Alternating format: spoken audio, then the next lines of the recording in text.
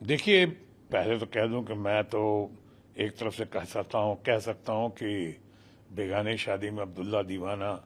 मैं टीएमसी का हूं और मेरी सबसे बड़ी नेता नेत्री, देश की सब ट्रू लीडर मासेस की सही मायने में वो तो ममता बनर्जी हैं। और मैं ममता बनर्जी के साथ हूं, उनका हिमायती हूं, उनका समर्थक हूं, उनकी पार्टी में हूं, उनका प्रशंसक हूं। लेकिन उसके बावजूद कुछ बातों से नजरें नहीं चुराई जा सकती हैं। आपने जो भी देश में एक क्रांतिमय यात्रा जो हो रही है, और खासकर यूथ आइकॉन राहुल गांधी की, जो आज देश में लोगों की और खासकर इस यात्रा की वजह से वो युवा पीढ़ी की इच्छा और अपेक्षा के प्रतीक हो गए हैं। आज आज उनका इमेज वो नहीं रहा जो कुछ मीडिया ने या कुछ तथाकथित गोदी मीडिया ने जो फैलाने की कोशिश की थी। कुछ लोगों के इशारे पे वो तरह तरह की बातें करते थे, पप्पू और ये वो। आज उनका बहुत ही गंभीर छवि लेकर सामने आए हैं। ऐसी यात्रा तो लगता है शायद भूतो न भविष्यतो।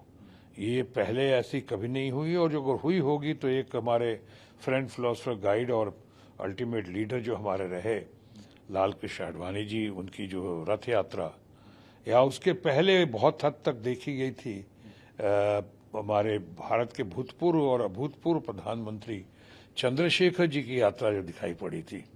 लेकिन राहुल गांधी की ये यात्रा बिल्कुल अद्भुत है, बिल्कुल बेमिसाल है। जिस तरह से लोग शामिल हो रहे हैं, बच्चे, बूढ़े, जवान, जहां औरतें, महिलाएं, हिंदू, मुसलमान, सब धर्म के लोग, सब मजहब के लोग, क्योंकि ये भारत जोड़ो यात्रा लेकर निकले हैं।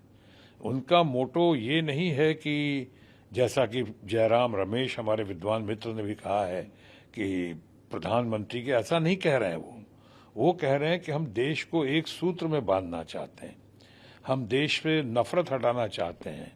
या वो कहते हैं कि मैं नफरत के बाजार में मोहब्बत की दुकान खोलने आया हूं। अच्छा है, इरादा अच्छा है। मैं तो कहूंगा कि उनको उसमें कामयाबी मिले।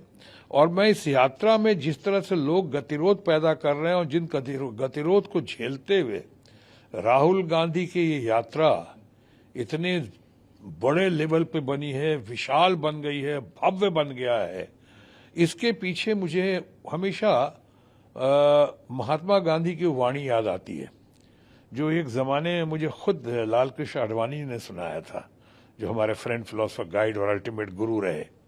उन्होंने सुनाया था कि किसी भी आंदोलन को या किसी भी नए काम को अंजाम तक पहुंचने में 4 दौर से गुजरना ही पड़ता है। राहुल गांधी के ऊपर अक्षरशः ये सत्य साबित हो रही है। और वो 4 दौर क्या है? कोई नया काम, यात्रा हुई, लोग मजाक उड़ाएंगे। पहला है उपहास। उपहास का सामना करना पड़ेगा, और जैसे राहुल गांधी को करना पड़ा, कितना उपहास उड़ाया गया उनका। और तो और कि यात्रा की बात हो रही तो उनके टी शर्ट की बात शुरू की गई कि ये साहब कोई नहीं आएगा, फ्लॉप हो जाएगी यात्रा, तरह तरह। तो उपहास। दूसरा दौर होगा उपेक्षा। वो भी हुआ राहुल गांधी के साथ। लोगों ने इग्नोर करना शुरू किया, छोड़ो ना, क्या बातें कर रहे हैं यात्रा की, ये तो यात्रा कहाँ होने वाली पूरी। अब आपने उपहास के बाद उपेक्षा। वो अपने कन्विक्शन के साथ, अपने जोश के साथ, अपने विजडम के साथ जिस तरह से आगे बढ़ते गए, तो तीसरा दौर आया महात्मा गांधी के वचन के अनुसार और उनकी कथनी के अनुसार। तीसरा दौर आया उपहास, उपेक्षा के बाद तिरस्कार, कंटेम्प्ट, गालियां देने लोग शुरू किए उनको, उनके बारे में तीखी टिप्पणियां शुरू कर दी, ऐसे ऐसे शब्दों का प्रयोग किया उनके और उनके परिवार के बारे में, जो बिल्कुल किसी भी उसका औचित्य नहीं, किसी भी तरीके से उसको सही नहीं माना जा सकता। ऐसा किया तो उपहास, उपेक्षा, तिरस्कार।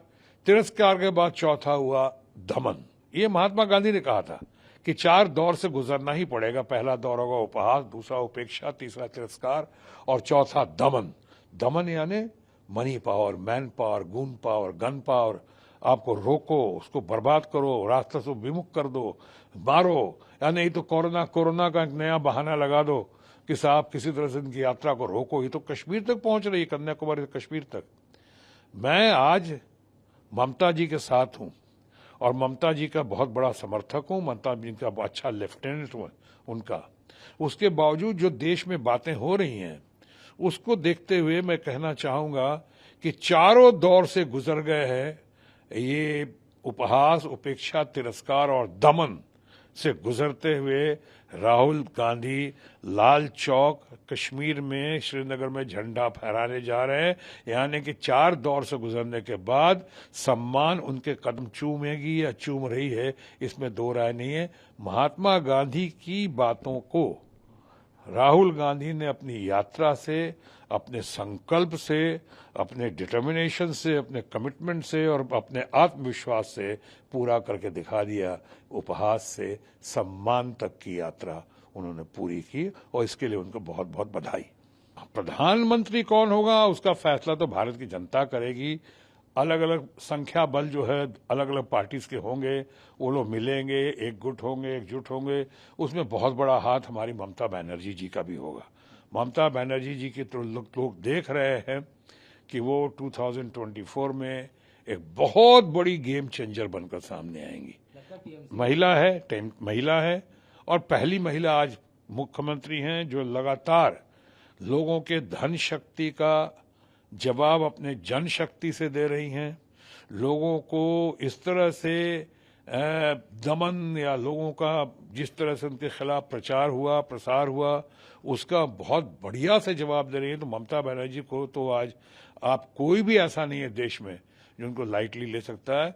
वो बहुत बड़ी नेता है या देश की सर्वमान्य सबसे ज्यादा leader of the masses in true sense अगर कोई है, या आज के दिन सही मायने में कोई आयरन लेडी है जो किसके बाद बहुत ही सॉफ्ट हार्ट है, काइंड हार्ट है, तो वो है ममता बनर्जी। उनके पर लोगों की निगाहें टिकी हुई हैं, उसमें दो राय नहीं। लेकिन आपके सवाल का जवाब, क्या चुनाव में इस पे फर्क पड़ेगा? और राहुल गांधी के पड़ेगा क्यों? पड़ना ही चाहिए, क्यों नहीं पड़ेगा? पड़ सकता है, क्योंकि आपने खुद देखा होगा जगन रेड्डी भी इसके पहले उन्होंने यात्रा की थी।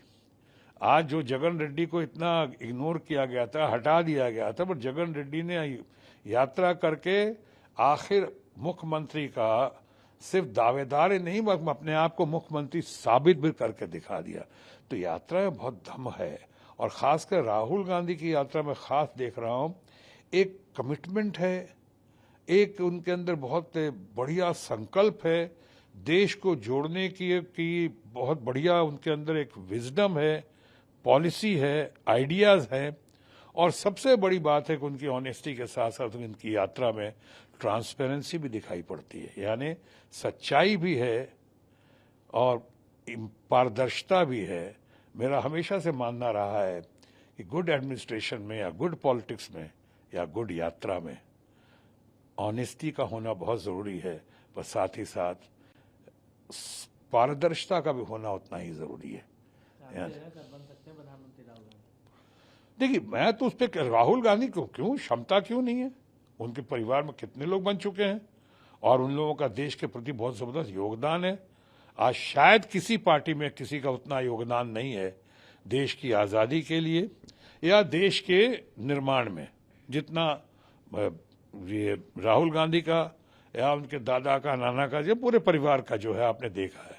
आज कहना बड़ा आसान है, पार्लियामेंट में हमारे कई फ्रेंड्स हमारे पहली family party Bharatiya Janata party से उठ के कहते हैं कि क्या किया लोगों ने? कुछ नहीं किया, 70 साल में कुछ नहीं हुआ। अरे भाई, 70 साल में IIT किसने दिया? IIM किसने दिया? ये हमारे फौज को कहां से लेकर कहां तक हौसला अफजाई किसने की? हमारे देश को आज दुनिया का चंद कहते हैं कि हमारी कंट्री जो है, देश जो है, वो यहाँ से डेवलपिंग नेशन से डेवलप नेशन की कतार में करीब करीब खड़ा किसने किया? ये एटॉमिक पावर किसने किया? बहुत सारी बातें, हम उस पर कहने की जरूरत नहीं है। और आज जो हालात हैं, चाहे अनएम्प्लॉयमेंट का है, चाहे बेरोजगारी का है, महंगाई का है, डॉलर्स के ऊपर चले जाने का, रुपया के नीचे गिर जाने का, यानी इतनी सारी बातें हैं, बहुत सारे, चाहे हेल्थ इश्यूज हैं, चाहे ये अपना एजुकेशन में जहाँ तक वो जाना चाहिए था नहीं जा पा रहे हैं, या कहीं कहीं गतिरोध पैदा हो रहा है, तो इन सब बात की तो ये वही कर सकता है इनका निवारण। कारण जानना बहुत जरूरी है किसी निवारण के लिए, और कारण का निवारण कौन कर सकता है? जो आदमी सामने खड़ा हो, जिसके अंदर संकल्प हो, जिसके अंदर क्रेडिबिलिटी हो, जिसके अंदर इंटीग्रिटी हो, जिसके अंदर, तो ऐसे तो इस मामले में तो राहुल गांधी हैं, उनकी तो क्षमता है ही, क्यों नहीं बन सकते हैं। लेकिन प्रधानमंत्री बनने के लिए किसी कंपटीशन में जाने की जरूरत नहीं होती है।